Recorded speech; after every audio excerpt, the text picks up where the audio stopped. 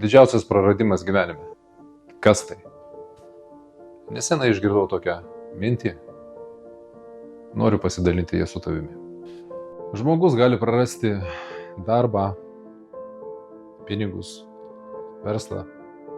Gali prarasti net ir vyrą ar žmoną. Nesvarbu. Visą tai palyginus nesunkiai atstatoma.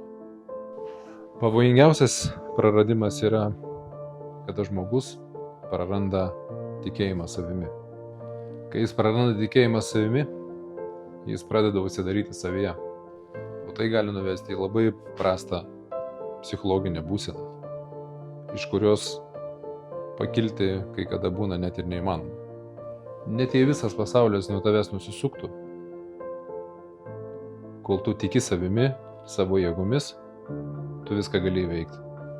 Tad eik pirmyn ir visiškai nekreip dėmesio į tuos, kurie tavęs nevertina ar nepalaiko.